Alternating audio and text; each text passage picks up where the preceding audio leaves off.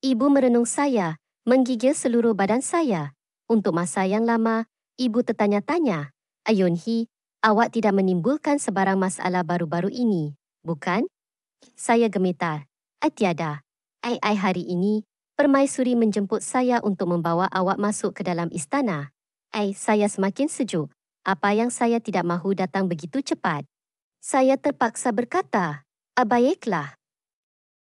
Pada hari saya masuk istana, saya tidak makan sehari suntuk kerana ibu saya kata pinggang saya akan lebih ramping. Jamuan ini lebih kepada jamuan keluarga Maharaja.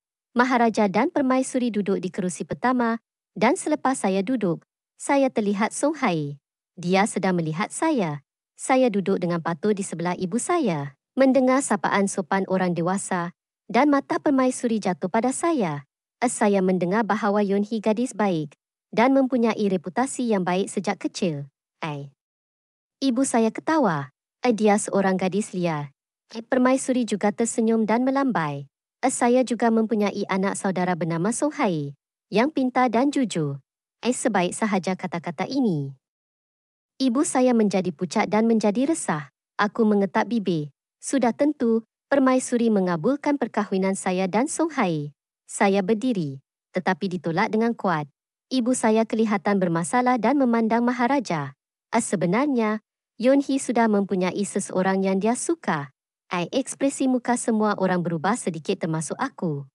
Ibu saya gila. Saya takut dia akan berkata di hadapan Permaisuri bahawa saya suka Maharaja. Saya segera berjalan melalui orang ramai dan berjalan ke pentas. Terima kasih, Permaisuri, atas perintah anda. Saya amat berterima kasih. Tetapi, sebab saya tak makan sehari, kepala saya dah pening. Saya separuh berjalan dan hampir terjatuh. Terus seseorang mencengkam pinggangku. Bau sama herbal pahit pada orang itu membuatkan aku tersedar sedikit. Aku mendongak dan melihat wajah yang kusam dan berciri elegan. Ia Hak Kun. Saya menggigit peluru dan menolaknya. Terima kasih. Apa? Pangeran Hak Kun mengecilkan matanya. Awak nak kahwin dengan aku? Semua orang berekspresi aneh. Seperti tiada siapa yang tidak tahu. Pangeran ditendang oleh saya ke dalam tasik baru-baru ini dan menjadi sakit tenak sehingga menjadi pekak. Saya risau. Saya tidak berkata.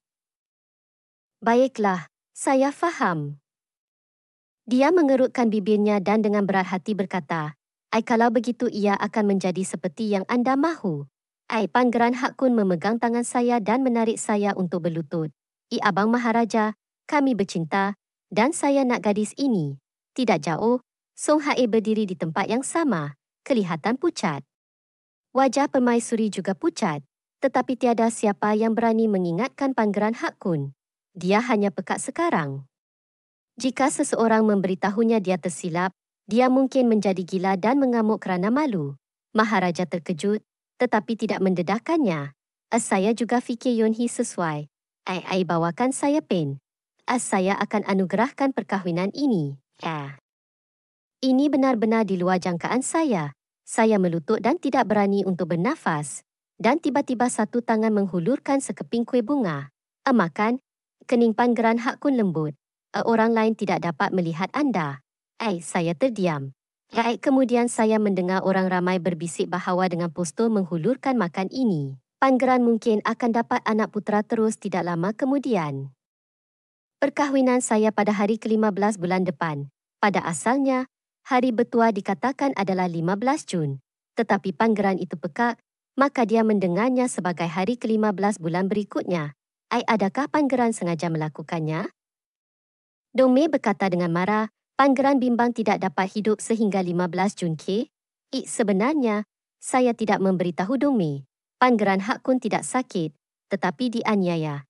Pada hari kami dianugerahkan perkahwinan, dia bertanya kepada saya, jika saya akan meninggal secara mengejut suatu hari nanti, adakah anda masih ingin berkahwin dengan saya? Saya menulis di atas kertas itu. Kalau begitu jika Tuan meninggal, siapa yang akan memiliki harta, tanah ladang dan kedai keluarga Tuan? Wajahnya gelap seperti periuk. Itu kepunyaan kamu. Saya menulis lagi. Saya akan berkahwin.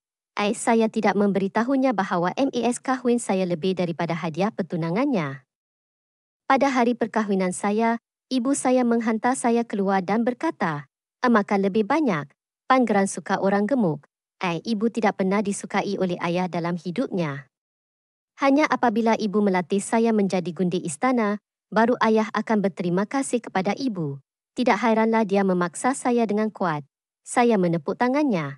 Ibu, saya pergi, ibu jaga kesihatan. Malam hari perkahwinan, saya mengira hadiah di bilik. Sepatutnya, ini adalah tugas pembantu rumah. Tetapi saya suka membuka hadiah dan menyimpan barang. Saya perlu menyentuh sutera, satin dan barang kemas ini malam ini, dan kemudian menyimpan dan memasukkannya ke dalam gudang.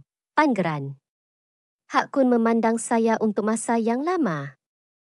Kemudian, Pangeran mencekak pinggang saya dan berkata, lilin perkahwinan hampir habis terbakar. Sudah tiba masanya untuk berehat. Tunggu sebentar. Saya sedikit takut. Saya masih mempunyai 80 hadiah untuk dibuka. Tapi saya lupa, dia tak dengar saya. Tiba-tiba, saya dipeluk dan dicium. Dan kemudian dibawa ke bilik tidur, di mana saya ditemani oleh lilin perkahwinan sepanjang malam. Nantikan subscribe untuk episod tambahan IP 7.